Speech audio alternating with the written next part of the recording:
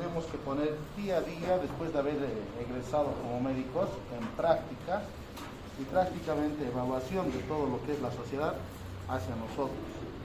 Tenemos un marco normativo, actualmente, que es la Ley 3131, que ha sido promulgada el 8 de agosto del 2005. Y esta misma ha sido reglamentada mediante el Decreto Supremo 26562.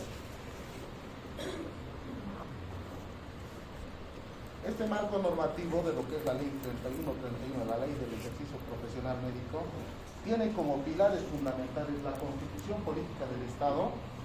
Esta es su reglamentación, la que les estaba comentando. La Constitución Política del Estado prácticamente hace énfasis en sus derechos y garantías constitucionales que el Estado ofrece a cada boliviano y boliviana. Atente, por favor, dejar el celular a un lado. Les voy a pasar las diapositivas, no es necesario que se distraigan con eso. Entonces, como les iba diciendo, ¿no es cierto?, se basa directamente en las garantías constitucionales que están ya establecidas en la nueva Constitución Política del Estado, que ha sido promulgada en febrero del 2009. ¿Ya? Aquí prácticamente hacemos énfasis en lo que va a ser el Estado garantiza el derecho a la salud. El Estado garantiza la atención gratuita y también respetando sus usos y costumbres. También aquí hace énfasis en lo que es a la atención del paciente, tiene que ser con calidad y calidez. La Ley 31 vamos a ir, tiene sus 7 capítulos, de los cuales vamos a ir detallando a continuación. El Decreto Supremo número 28562 es su reglamentación de esta misma. También nos habla, ¿no?, en el Código Penal Boliviano, de la Ley 1970, que es el Código de Procedimiento Penal, las sanciones a la omisión de estas. Por ejemplo, ¿cuáles son los requisitos para el ejercicio legal de la medicina? Actualmente en Bolivia también está reconocida la medicina tradicional, ¿no es cierto? Mismas que para el ejercicio hasta antes del 2009, estos... por ejemplo, las matronas, las parteras, que ustedes van a conocer cuando vayan al área rural, ejercían de manera libre. Actualmente tienen que estar inscritos en el SOBOMETA, ¿ya?, que es la Sociedad de Medicina Tradicional. El médico, para ejercer legalmente su ejercicio profesional, uno, como requisito tiene que tener la matrícula profesional emitida por el Ministerio de Salud. Tiene que estar acreditado mediante diploma y título en provisión nacional de una universidad que esté acreditada por la CV. Ahora aquí también vamos a hablar, se habla mucho de lo que va a ser, según el artículo 260 del homicidio culposo. Esto habitualmente pasa en los hospitales de segundo o tercer nivel, incluso hasta los de primer nivel. ¿Cuándo se dice que es un homicidio culposo? Cuando no tiene la intención de dañar. Exacto, ¿no es cierto? Puede ser muchas veces por la idiosincrasia o por la iatrogenia que se comete por los medicamentos. Por ejemplo, muchas veces dicen, un ejemplo clásico que es de la penicilina, la administración de la penicilina. La vida media de la penicilina, ¿cuánto es? De la benzatínica estamos hablando.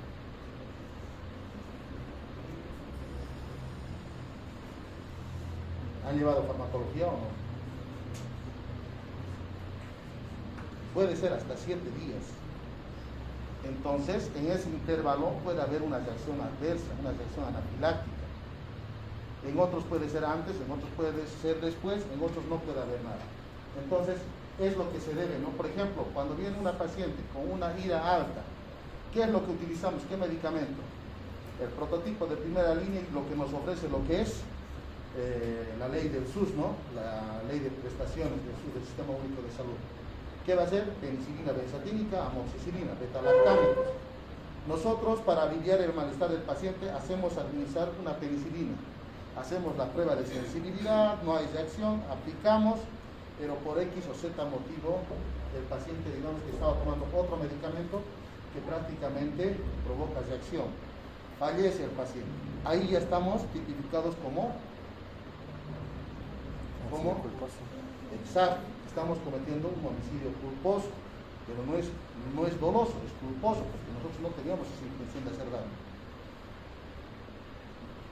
Después estamos hablando también en el Código Penal de lo que va a ser el aborto. El aborto está sancionado tanto para el que comete, o sea, para el que autoriza, así también como para el personal que realiza el procedimiento, el acto médico. En este caso hay sus excepciones, como por ejemplo la sentencia constitucional 206/2014, que prácticamente a sola denuncia de la paciente por agresión sexual puede el médico proceder a realizar el aborto. ¿Ya? Pero tengamos en cuenta, la Constitución también hace prevalecer la dignidad de la persona. En este caso yo puedo rechazar como médico proceder a realizar el aborto, ¿no es cierto? Pero tengo que delegar la función a otra persona. Y la ley 3131 también vamos a ver en lo que es los derechos de los médicos, también te faculta, te apoya a esa decisión, ya sea ética por ética misma. Bueno, en cuanto a las lesiones graves y leves también, ¿no? Dependiendo de la cantidad de días de impedimento. ¿Cuándo se considera lesiones leves? Cuando las lesiones de impedimento son menos de 90 días. ¿Cuándo se considera lesiones graves o gravísimas? Cuando la lesión establece, prácticamente un periodo relativo de reposo más de 180 días. El Código de Ética y de Ontología Médica también ha contribuido a la elaboración de este proyecto, que es la Ley 3131. En este caso, hemos hablado anteriormente un poco de esto, acerca de la conducta del mismo médico y de las directrices según las normas establecidas del Ministerio de Salud que tienen que regirse. Guías y protocolos. Las guías y protocolos prácticamente son directrices, son guías técnicas que el médico debe implementar, y estas guías no lo hace el establecimiento, directamente viene emitido desde lo que es el Ministerio de Salud y Deporte. Cada guía prácticamente tiene validez de 3 años. Tiene que actualizarse constantemente cada 3 años, pero en la vida real no se hace eso. Tenemos, por ejemplo, el manual y protocolo de manejo de pacientes con tuberculosis, que se ha hecho en 2017, 18, 19, 20, 21, 22, 23, ya son 6 años y no se ha actualizado. ¿No es cierto? Actualmente en Bolivia no se da mucha importancia a los 3 años, al plazo de prescripción. La ley del ejercicio profesional médico, la ley 3131, en su primer capítulo nos va a hablar del objeto y la aplicación de esta misma ley. En el capítulo 2 vamos a hablar de lo que va a ser los principios y las definiciones. Capítulo 3 vamos a hablar sobre las organizaciones médicas. En el capítulo 4 del ejercicio médico y sus funciones. En el capítulo 5 de los derechos y deberes del médico. En el capítulo 6 vamos a hablar de los derechos y deberes del paciente. Y en el capítulo 7 vamos a hablar de la conciliación y arbitraje. ¿Qué es conciliación para ustedes? Es un arreglo entre ambas partes. Exacto, es un acuerdo, ¿no es cierto?, entre ambas partes. En la reglamentación, vamos a llegar después a eso, pero les voy a adelantar que en la reglamentación de la ley 3131,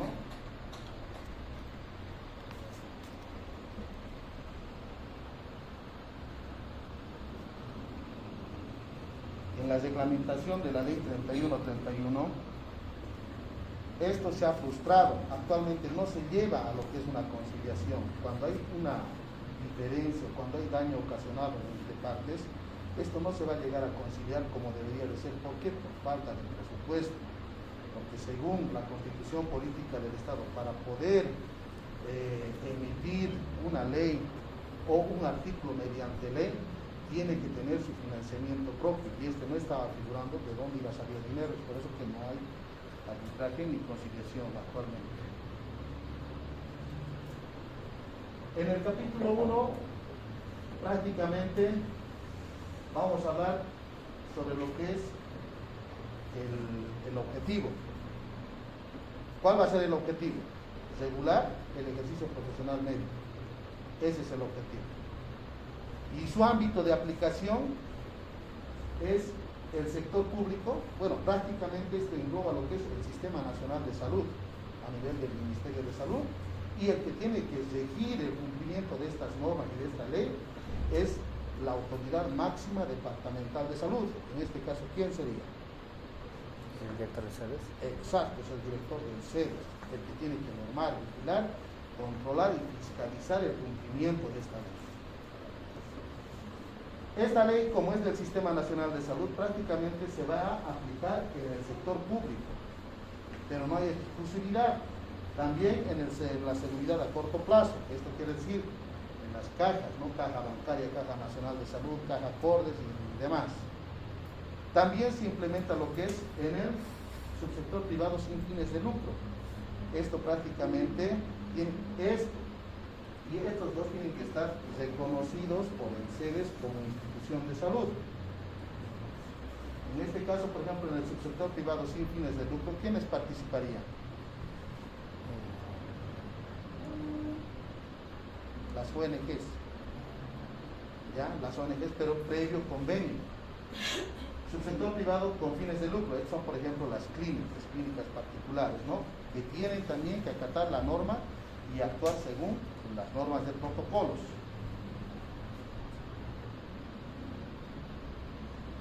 Según la Constitución, por ejemplo, no aplica lo que es el subsector de medicina ancestral. Estos, por ejemplo, son los médicos tradicionales, aquellos que utilizan hierbas para evitar las enfermedades.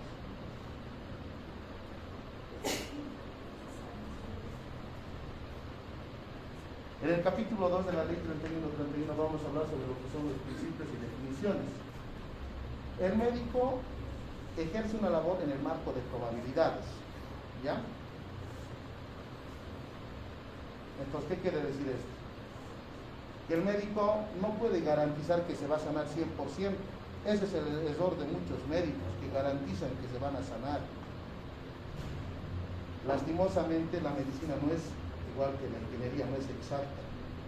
Nos basamos en probabilidades y nos apoyamos para llegar a un diagnóstico en base a estudios de gabinete, ¿no es cierto? Segundo principio, el médico prácticamente va a actuar con autonomía, con su conocimiento. No podemos ser sugestionados por el paciente o los familiares. No, por ejemplo, si viene un paciente con un resfrío a la consulta, pero el familiar ha visto algo similar que se ha complicado en su vecino y te va a decir, no, no es un resfrío. A pesar que nosotros tenemos a la clínica un resfrío, él va a decir, no, es una neumonía. Incluso lo que dicen, ¿no? Bronconeumonía es, le daremos antibióticos, o lo que ha pasado actualmente con el COVID. Todos desconocíamos el tratamiento, era un virus, pero hacíamos el tratamiento con acitromicina. Todos ya tosían, en el hospital, por ejemplo, donde yo trabajo, todos tosían COVID positivo. Acitromicina pedían su acitromicina. Pero, ¿hemos hecho bien o hemos hecho mal? Hemos hecho mal porque hemos creado resistencia a ese antibiótico que era muy bueno, ¿no es cierto? Y entonces, a partir de ahora, nosotros y ustedes que van a ejercer recién la profesión, van a utilizar medicamentos o antibióticos mucho más fuertes. El secreto médico es inviolable, ¿ya? En uno de sus derechos de los pacientes es la confidencialidad y el secreto médico. ¿A qué se refiere la confidencialidad? Que todo lo que nos llegamos a enterar de su persona, de su salud, del paciente, ya sea en la institución, no se puede comentar. La enfermera, el interno, no puede salir y decir que esa persona tiene esto. A eso se refiere la confidencialidad. Y el secreto médico tampoco se puede emitir, salvo casos excepcionales, como ser, por ejemplo, ¿cuándo puedo yo revelar el secreto médico? ¿Auditorías? ¿Auditorías? ¿Perdón? Violaciones. Es muy distinto la violación. Por ejemplo, cuando les llegan a ustedes pacientes, personas, mujercitas, varones menores de 18 años que tienen o que les dicen han abusado sexualmente de mi persona, o aunque no les digan que han abusado sexualmente en caso de sexo femenino, mujeres embarazadas menores de 18 años, nosotros tenemos que trabajar de la mano con el SLIM. El SLIM prácticamente tiene su abogado, tiene su médico, tiene su trabajador social y su psicólogo. Entonces, nuestra obligación de nosotros prácticamente es informar al SLIM. El SLIM tiene que hacer una valoración psicológica y social, ¿ya? Para poder imputarlo, porque nosotros mismos a veces, como médicos, ¿cómo les puedo decir? El paciente nos tiene miedo y nunca nos van a decir me han violado. Entonces, trabajaremos con trabajo social y psicología. ¿Ya para qué? Para que esto pueda llegar al Ministerio Público en 24 horas y se pueda realizar lo que es un orden de aprehensión para el imputado o para el implicado en este tipo de problemas.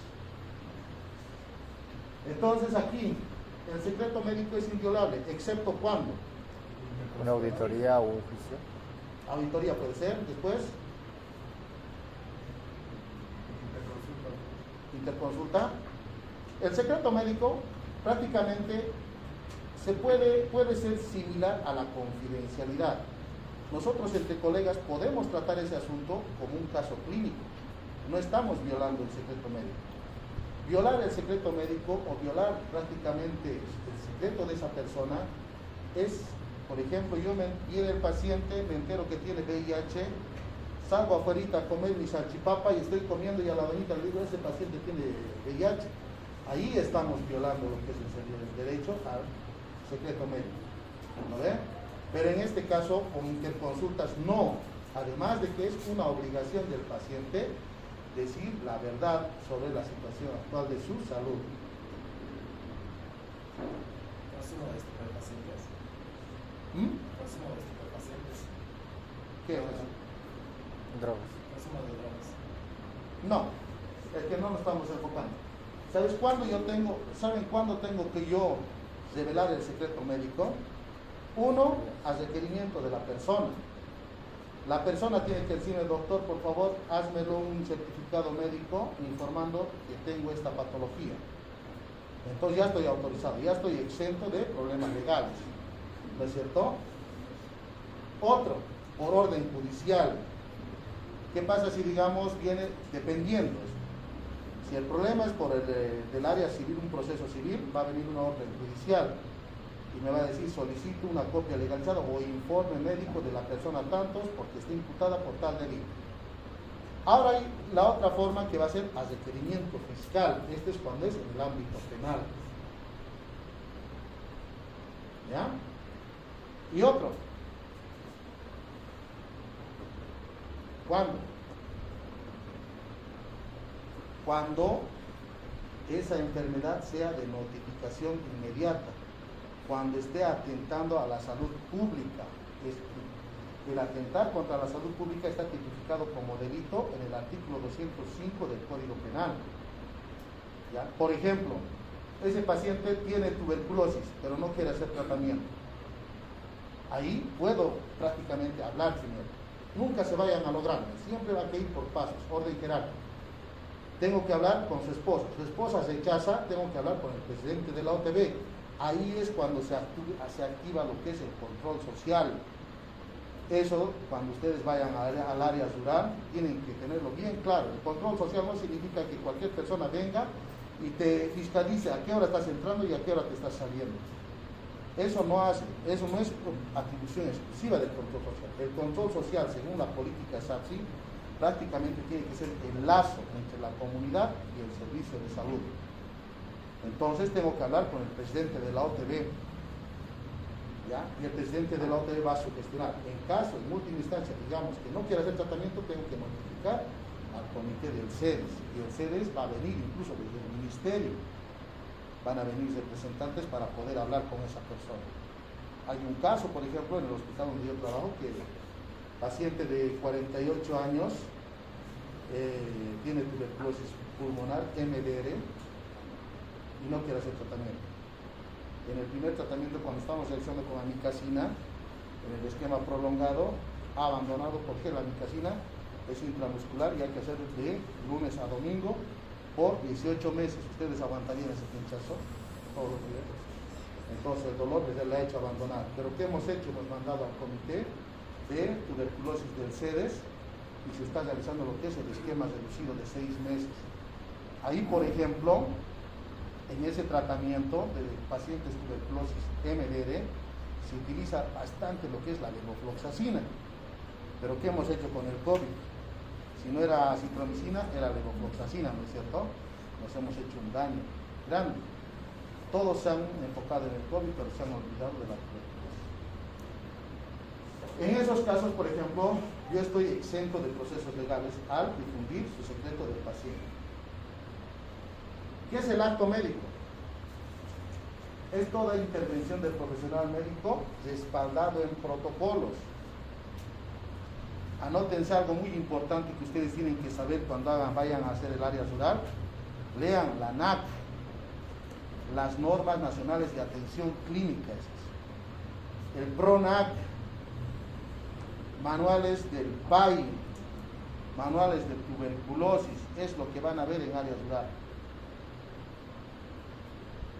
¿Saben algunos de ustedes, por ejemplo, el tratamiento de tuberculosis sensible?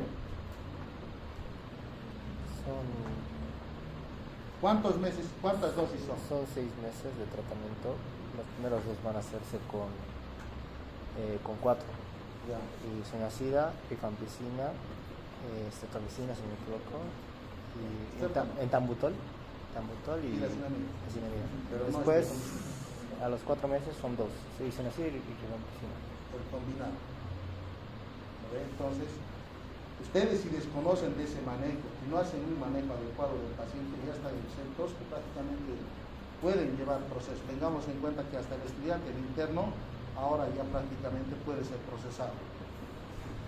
Algo también que les quiero hacer énfasis es en que cuando vayan a lo que es el área rural, nunca se animen a atender partos solitos. Para eso tienen un médico de planta, siempre con el médico, porque el médico se va a querer lavar las manos con los estudiantes y con los internos. Eso pasaba en el Vietnam cuando he hecho rotación de internado.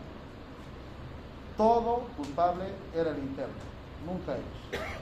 Entonces ahora, actualmente podemos ser procesados. Tenemos un reglamento, ¿no?, del CEDES, eso también se pasa en el... ¿Qué es la gestión de calidad?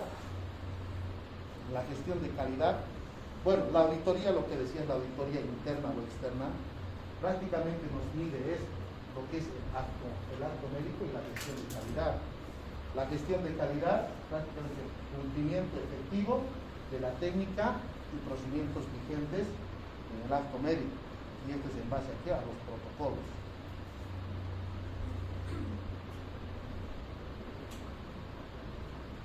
Aquí está. Excepciones del secreto médico. Por mandato de ley, lo que les decía, puede ser por una orden judicial o por requerimiento fiscal. Autorización expresa del paciente, ya sea esto verbal o escrito, por la función del médico legista o forense. En este caso, el médico forense sí o sí va a divulgar la patología por la cual ha fallecido esa paciente. Aquí, por ejemplo, denuncia obligada por enfermedad infectocontagiosa ante autoridades competentes a petición de los representantes legales de los menores de edad. En este caso también cuando se trate de salvar la vida y el honor de las personas. Aquí es donde iba su respuesta, ¿no? Cuando, por ejemplo, vienen mujeres adolescentes embarazadas, sí o sí nos denunciamos. Aquí hay un embarazo, porque hasta eso debería ser secreto, ¿no? Pero como corre riesgo, hacemos la denuncia. Para impedir la condena de un inocente. En este caso, por ejemplo, en la mayoría de los casos que he visto es por causa de los certificados, del mal uso del certificado médico, que muchas veces prácticamente a favor les piden, ni siquiera se respaldan con un examen físico, no se respaldan con laboratorios ni con exámenes de gabinete. A favor realizan un examen que está mal y prácticamente lo ponen como válido las instancias que corresponden, y si en caso les descubren hay una sanción que es de 1 mes a 1 año de reclusión. Si este mismo certificado ocasiona más daños o perjuicios a la persona que le ha emitido o contra la persona que ha emitido, puede ser la sanción hasta 4 años de cárcel.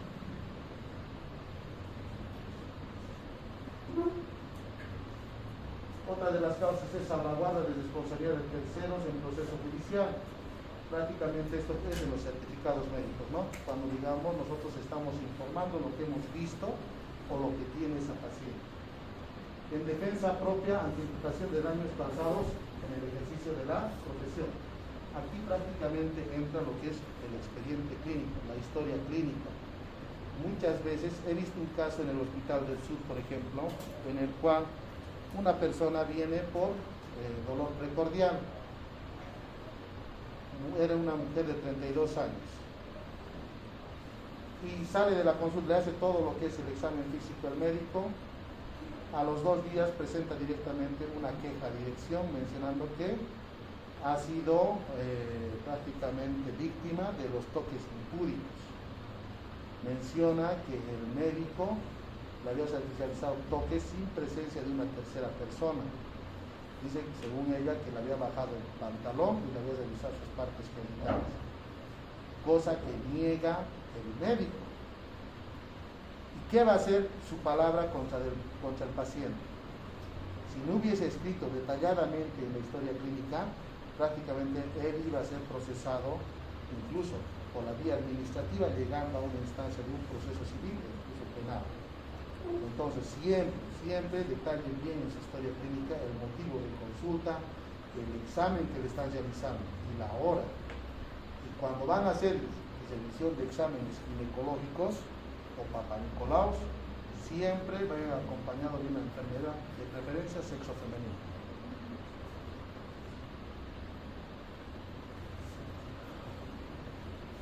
En el capítulo 3 de la ley 3131 nos habla de las organizaciones médicas. El colegio médico. El colegio médico es la máxima autoridad organizacional, científica, gremial, de perfeccionamiento del profesional del cuerpo médico. No hay otro.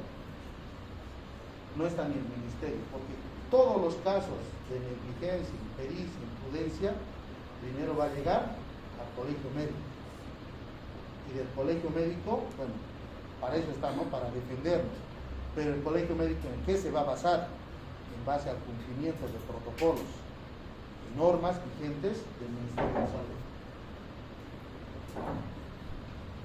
La supervisión prácticamente y control y cumplimiento de estas normas y protocolos lo va a realizar mediante la coordinación de red, que es la segunda cabeza de lo que es el salud a nivel departamental.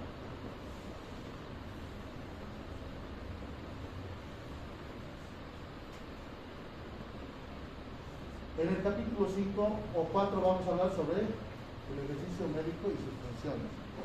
Como les estaba diciendo, para ejercer de forma legal la medicina en Bolivia, tienen que tener su matrícula profesional emitida por el Ministerio de Salud y Deportes. No hay otro documento, a excepción que sean médicos que han llegado de Cuba, como los hablamos.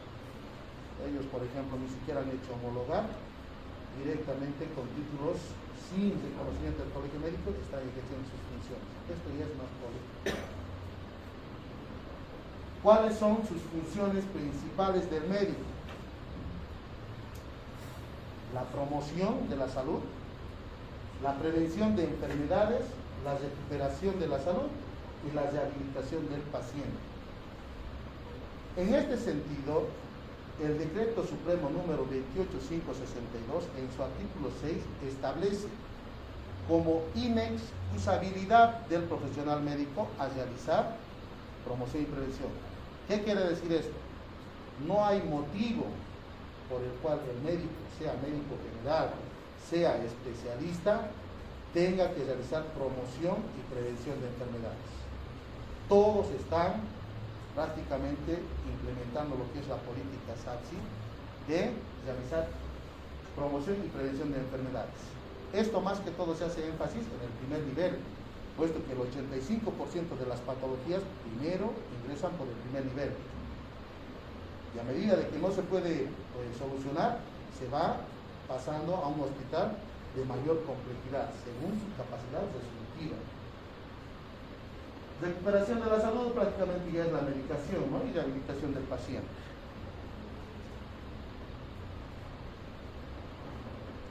En el capítulo, bueno, este ya sería el 5, ¿no? La ley 31, ¿qué actividades están relacionadas con lo que va a ser el ejercicio del profesional médico? Va a ser la medicina forense. Peritajes a cargo de quién. Puede hacerlo cualquier médico, ¿ya? Pero de preferencia un médico legal, forense, con la especialidad en medicina legal y forense. ¿Esto para qué? ¿Qué es peritaje? ¿Tú cómo te llamas, Vladimir? ¿Qué es peritaje?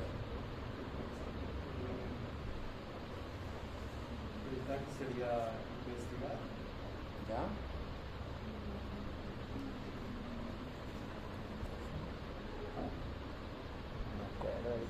El peritaje es la implementación del conocimiento científico de una persona que tenga bastante experiencia en el rubro y además de experiencia tiene que tener experticia. El perito no lo va a hacer cualquier persona, tiene que ser una persona especializada en determinada área. ¿Para qué? Para que pueda el mismo emitir un informe o dictamen. Y este mismo va a poder colaborar en lo que va a ser los procesos judiciales. La auditoría médica. Esto, por ejemplo, puede ser de dos tipos. Puede ser una auditoría interna y externa. El auditor médico tiene que delegar el Ministerio de Salud. Por ejemplo, hay un problema con un paciente X, tiene que hacer la auditoría de una historia clínica. Si nosotros vemos esa irregularidad, el director puede nombrar un auditor dentro de la institución, a eso se llama auditoría interna. Pero si su dictamen, su informe no nos convence, prácticamente vamos a acudir a la instancia máxima del ministerio, el ministerio va a delegar un auditor médico y va a poder aclarar las dudas o prácticamente poner en claro su informe del primer informe pericial. En este caso, por ejemplo, ¿cuáles son los requisitos para ser auditor médico? Cualquiera puede ser auditor, cualquiera puede auditar una historia clínica.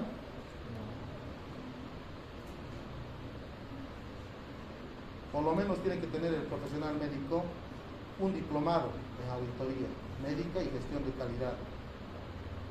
¿Ya? Además de que como requisito fundamental para el ejercicio como auditor médico, tiene que tener 10 años de experiencia. No por el hecho de que, digamos, ustedes egresan al año, hacen un diplomado en auditoría y gestión de calidad, ya pueden hacer auditorías, no. Tienen que tener un plazo de 10 años de experiencia. Ahí están los documentos médico-legales. El expediente clínico prácticamente consta de lo que es la historia clínica, consentimiento informado, informes de procedimientos auxiliares de diagnóstico y tratamiento, certificados médicos, informes médicos, certificados de neonato, certificado de nacido vivo, certificado de defunción. Algo que quiero hacer mucho énfasis en el certificado de nacimiento que ustedes van a emitir como profesionales. Tenemos 24 horas máximo. Al momento de hacer la recepción del recién nacido, 24 horas tenemos para poder emitir el certificado. Si emitimos con un lapso mayor a 24 horas, nos van a llamar desde el CDCI y le va a decir, ponga una nota atrás, adjunte, para poder inscribir en los registros. Y eso ya es punto en contra como profesional, es una observación, una llamada de atención. Entonces, tenemos 24 horas para emitir el certificado nacido vivo. En cuanto al certificado de defunción, muchos prácticamente quieren deslindarse de responsabilidades, ¿no es cierto? A veces el médico desahucia en muchos casos, en el hospital Viedma, por ejemplo. El paciente está mal, sabe que no se va a recuperar, lo desahucia, anda a darle mejor calidad de vida a tu casa, llévatelo. Pasa 3 días y se muere. llega a un centro de salud de primer nivel o se va a su pueblo y dice, quiero que me lo hagan certificado de defunción. ¿Es correcto que se lo hagamos nosotros? Si no lo conocemos al paciente ya muerto. Podemos hacerlo, pero tengamos en cuenta algo muy claro. El médico tratante tiene 3 días después, si ha fallecido 3 días después de su última atención, tiene la obligación de darle y extenderle el certificado de defunción. Entonces, por ejemplo, si lo ha dado del viernes y se ha ido a su casa, ha fallecido al tercer día, la señora o la mamá o el papá puede ir directamente al hospital viernes a solicitar su certificado de defunción. En este caso, si digamos se ha ido a algún área rural y ustedes están como médicos, pueden extenderle también el certificado de defunción. No necesitamos ser especialistas para poder emitir ese certificado. Bueno, las interconsultas, transferencias, recetas, todas estas constituyen lo que son documentos médicos legales. En este capítulo vamos a hablar de los derechos y deberes del médico. Esto del certificado de nacimiento, al menos yo en la pregunta aquí, a veces las mamás tienen a los bebés en la casa, porque no alcanzaron a llegar al hospital, y lo traen cuando se enfermó o 24 horas después. En ese caso, ¿qué se hace para el certificado? ¿Se sigue pidiendo normal o qué pasa? Ya. Muy interesante esa pregunta y habitualmente pasa, ¿no? Sí. Ahora nosotros, por ejemplo, como médicos, ustedes después de egresar van a dar un examen para poder ingresar al CIAP. El CIAP prácticamente es el sistema electrónico donde uno puede emitir y realiza lo que es el certificado de defunción y también el certificado de nacido vivo. ¿Qué pasa si, digamos, la paciente ha tenido a su bebé, viene a los 6 meses directamente? ¿Por qué? Porque se ha enfermado. La conducta es distinta. Aquí ya no se le da lo que es el certificado de nacido vivo, porque no nos consta. Pero nosotros necesitamos el certificado de nacimiento. Bueno, la señora necesita el certificado de nacimiento. ¿Qué se hace? Tiene que ir al registro civil, llevarse 2 testigos, ¿ya? La mujer y 2 testigos, bueno, la mamá, 2 testigos, el papá y el niño. Sus nombres de ellos, con su cédula de identidad, están garantizando de que realmente ese niño es de esa persona. Y pueden emitir lo que es el certificado de nacimiento. ¿Ya? En caso contrario, hoy en día, si nosotros, por hacer el favor, nunca hagan favor con los documentos médico-legales. Por ejemplo, viene y te dice, mi hijito tiene un añito, lo he tenido en La Paz, quiero sacar certificado, te va a dar unos 1000 pesitos por abajo, házmelo certificado nacido vivo con la fecha de hace, ¿cuántos años les dije que tenía? Un año, con la fecha de hace un año atrás, por favor, házmelo. Y muchas veces 1000 pesos es harto para nosotros. Y decimos, oh, ya, me lo agarro mis 1000 pesos, pero esos 1000 pesos te pueden costar caro, te pueden quitar hasta la matrícula. Entonces, nunca se hace retrospectivo. ¿Por qué? Porque está codificado. Cada certificado de nacimiento y de defunción está codificado y está registrado en el CEDES, en el CEDESI y en coordinación de red. Entonces, no se puede hacer eso. ¿Ya? En cuanto a los derechos y deberes del médico, según la ley 3131, tenemos derecho a una remuneración justa. Tenemos derecho a un trato digno por parte del paciente, los familiares y la comunidad. También tenemos derecho a trabajar en condiciones adecuadas. También tenemos lo que es que se respete el criterio médico de diagnóstico y tratamiento, ¿no? También tenemos derecho a recibir capacitación continua. Esto prácticamente es obligación de nuestros entes empleadores. Pero no sucede en la realidad. ¿O quién conoce que se cumplen estos derechos en los médicos, en los hospitales que ustedes han ido? No se cumple. ¿Remuneración justa hay para el médico? No. ¿Por qué? Hay médicos con subespecialidad. Hay médicos que están viniendo de otro país. Les ha costado 10, 15 años de formación. ¿Para qué? Para ganar como un médico general. ¿Por qué? Porque está en calidad de invitado. No tiene derecho a voz y voto. si su ente empleador, el director del CEDES, no le cae bien, o alguna de las autoridades dice no lo cambiaremos, lo cambian.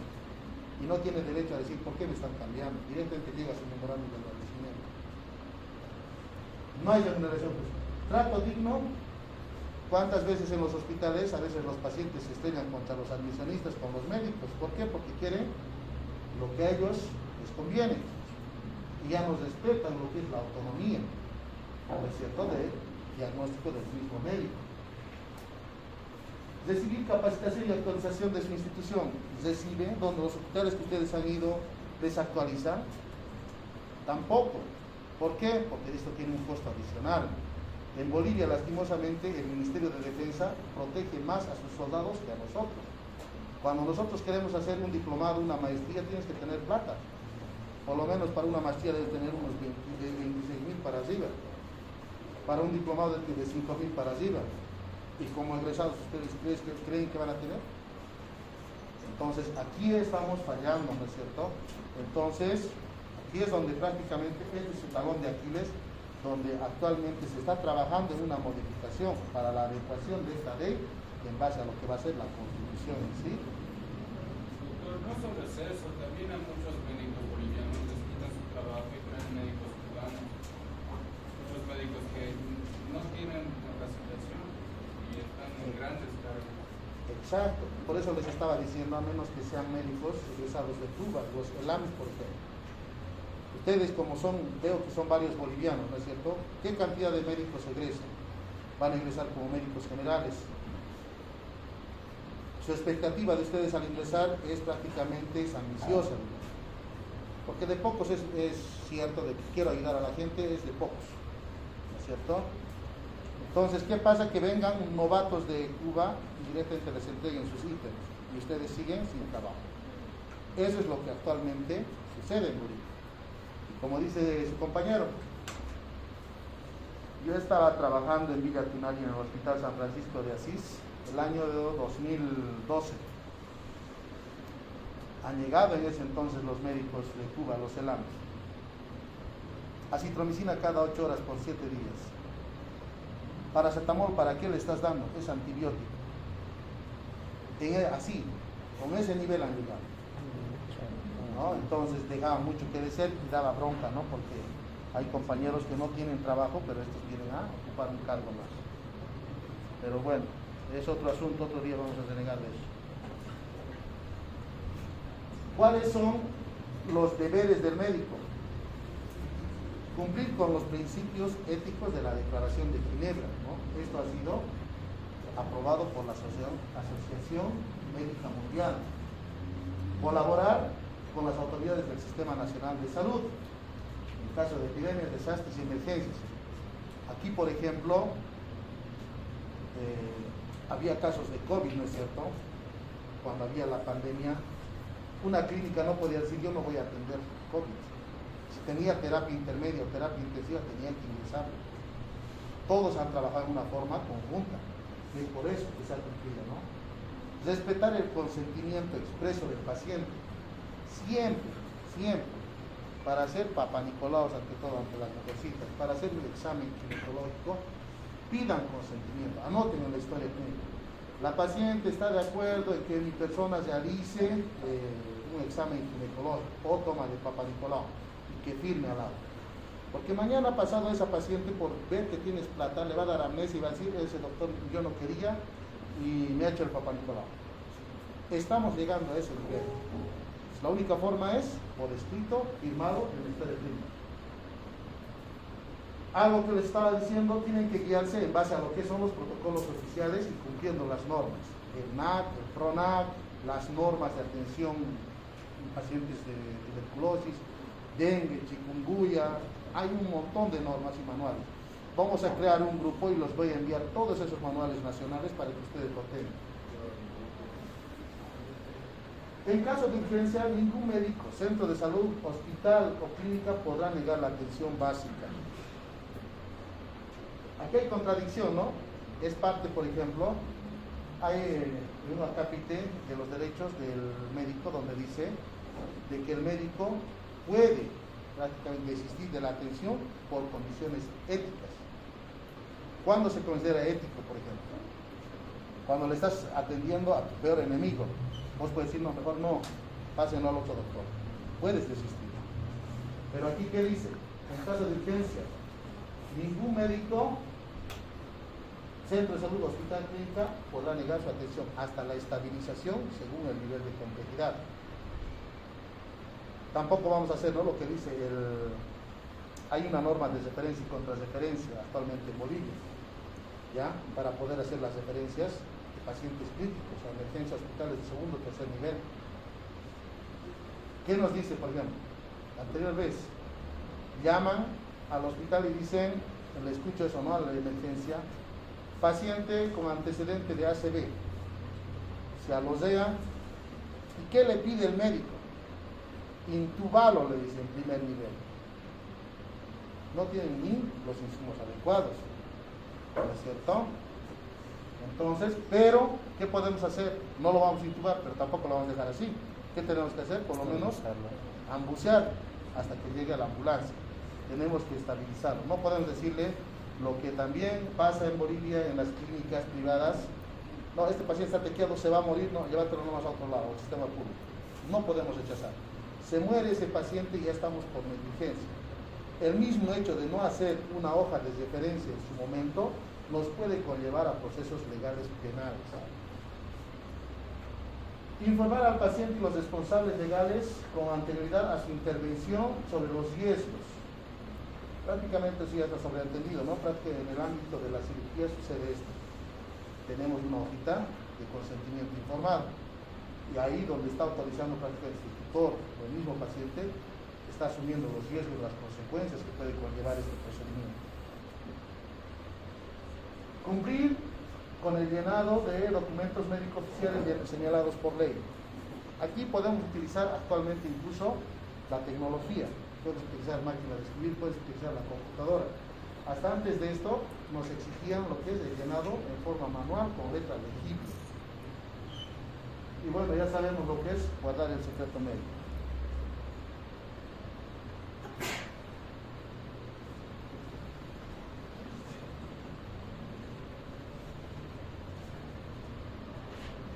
En el capítulo 5 vamos a hablar sobre los parámetros de la actividad médica diligente. Esto es prácticamente es en el decreto supremo número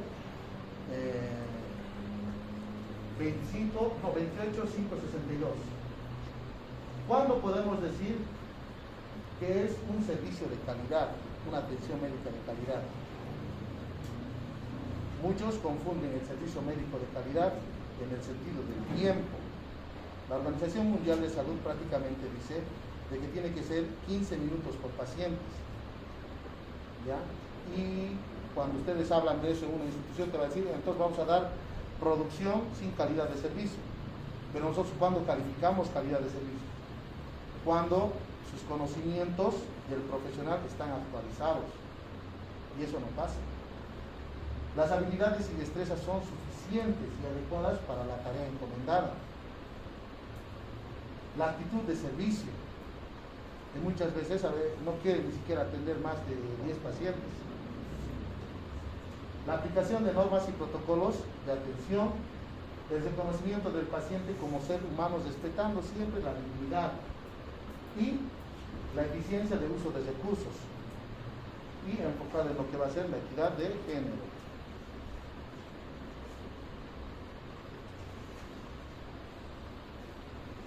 ¿En qué documentos se definen estos parámetros según lo que va a ser el decreto supremo en base a la norma y el protocolo? ¿Qué es la norma? ¿Qué entienden por norma? Ahí está. Es un documento establecido por consenso, aprobado por el Ministerio de Salud y Deportes, y esto va a ser para una aplicación al Sistema Nacional de Salud. ¿Ya? Y este mismo, ¿qué va a hacer? Va a normar reglas, directrices y características de sus actividades o resultados que garanticen un nivel óptimo de orden y comparabilidad en un contexto dado. Prácticamente lo que es la gestión de calidad son indicadores estadísticos nuestros.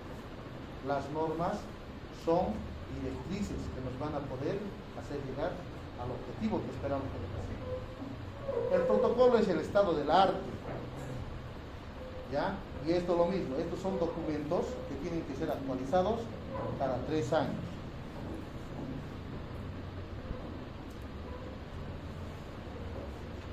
¿Qué es la guía técnica? La guía técnica es el conjunto de procedimientos, ¿ya?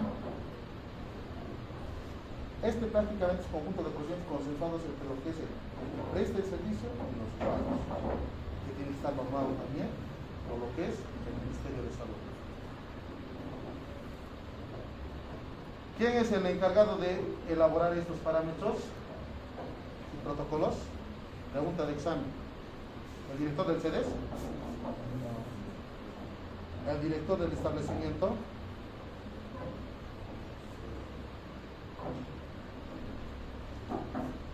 Hay 3 instancias.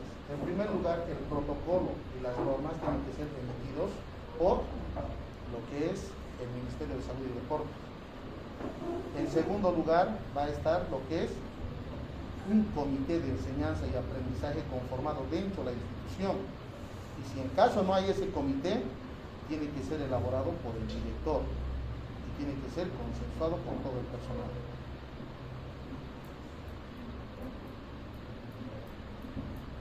Derechos del paciente: derecho a la dignidad, derecho a la confidencialidad, derecho al secreto médico, derecho a recibir una información adecuada y oportuna para tomar decisiones libre y voluntariamente, la libre elección de su médico de acuerdo a disponibilidad institucional. ¿Qué pasa? ¿Qué quiere decir con esto? Evidentemente no estamos vulnerando el derecho cuando el paciente escoge, digamos, a Pepito Pérez, pero Pepito Pérez ya está con 20 fichas, entonces podemos ofrecerle otro médico. No estamos incluyendo. ¿Cuándo inclusimos en ilegalidad? Cuando Pepito Pérez no tiene ni 5 pacientes y le decimos, no te quiero dar tu gusto. Ahí también estamos yendo contra la dignidad como persona de la paciente, ¿no es cierto? Nosotros siempre tenemos que dar, según la Constitución, una atención de calidad desde el ingreso hasta su egreso. Hay que ser empáticos con los pacientes. Tiene derecho a reclamar y denunciar si consideras que sus derechos humanos han sido vulnerados. Respeto a su intimidad.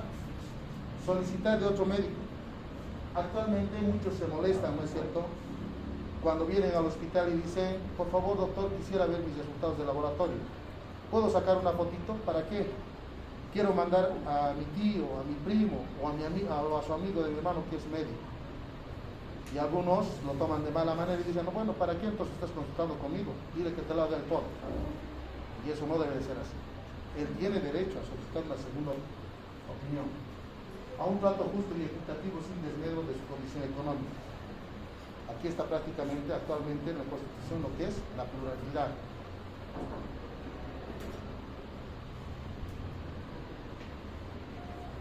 Los deberes del paciente: un trato digno y respetuoso a su médico. Cumplir oportuna y disciplinadamente las indicaciones médicas. A pesar de que también, ¿no es cierto?, en uno de sus derechos está el derecho a rechazar. O sea, hay un antagonismo en esto. Algo muy importante: comunicar de manera veraz, completa sobre sus antecedentes de salud. Como anécdota, algo que me ha pasado cuando trabajaba en Chaparé, es una paciente, bueno, creo que les he contado la semana pasada, ¿no? Paciente de 30 años, caquéctico, piezas dentarias en mal estado de conservación y con equimosis a nivel de región lumbar. Me viene la esposa y me dice, doctor, sé que ha fallecido y quisiera que me lo formalice. 37 años, uno difícilmente cuando lo ve al muertito, al occiso, este no tiene 37 años, parecía de 60 años. Entonces, ¿qué tiene? ¿De qué enfermedad ha muerto? No, tuberculosis nada más. ¿Por qué no ha hecho tratamiento? No quería ir. No, tiene algo más este paciente. No, tuberculosis. ¿Qué estaba tomando? Prestaba sus recetas. Y estaba efavirenz, sidobudina, paciente con SIDA. ¿Me entienden? Entonces, ¿cómo nos exponen al personal de salud? Entonces, es un delito para ellos también. Nosotros tenemos que repudiar ese tipo de actitud, llamar la atención, porque nosotros nos exponemos a usar material o cualquier fluido corporal que tenga corremos el riesgo de contagiarnos, ¿no es cierto? Y peor todavía en etapa SIDA, 33 años.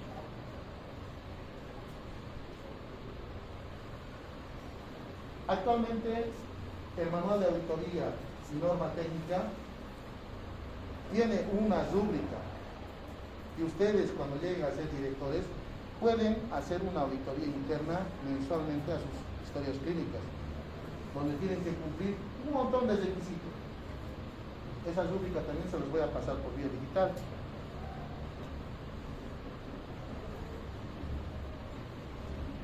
¿Qué es lo que vamos a evaluar? Aquí está. La integridad del expediente clínico. No puede estar hojas por aquí, hojas por allá. No puede estar ajado, no puede estar roto, no puede estar desprendido. ¿Ya? La pulcritud e integridad de los elementos tiene que estar íntegro.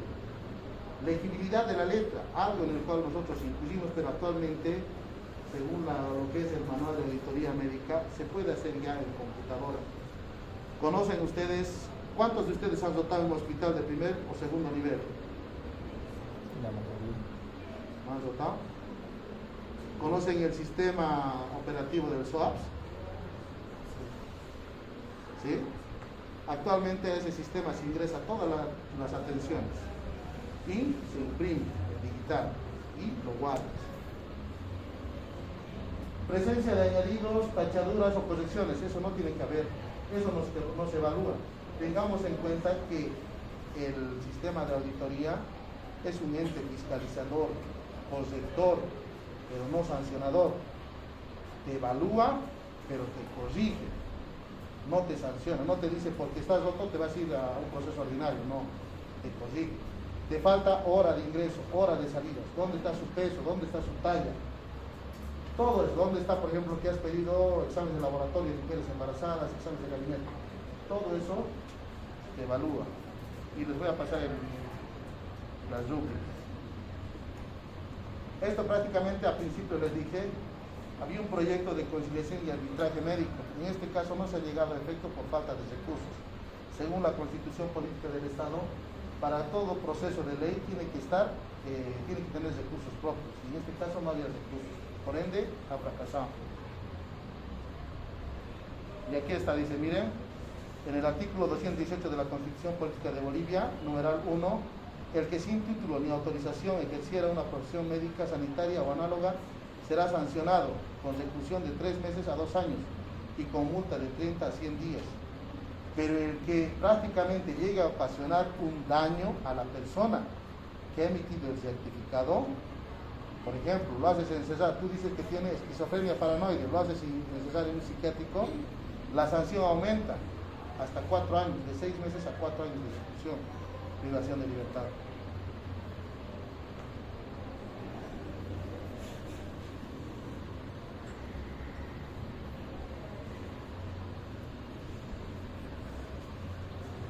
Hay también las formas de ejercicio profesional y legal. Una forma, ¿cuál es? El que no tenga la matrícula. Estás ejerciendo ilegalmente, no estás autorizado. El que señale plazos de curación, éxitos infalibles, egocentrista. Muchas veces, lo que les dije, ¿no? Impusimos en garantizar que se sane. Y nosotros actuamos en base a probabilidades. No es exacto decir la medicina. Formas de ejercicio ilegal está el curanderismo, ¿no? Aquí, por ejemplo, es cometido este delito por la persona que sin capacidad reconocida oficialmente ejercer el arte de curar. Aquí, por ejemplo, están las matronas, los curanderos, pero está exento de este tipo de delito aquel curandero que está registrado en Sobometra. Creo que ya es hora, ¿no? Sí, doctor, hace rato. El que me ha entregado el data se ha retrasado. Entrégamelo, por favor. Les voy a pasar esta presentación. Les voy a sortear. ¿Cómo te llamas vos?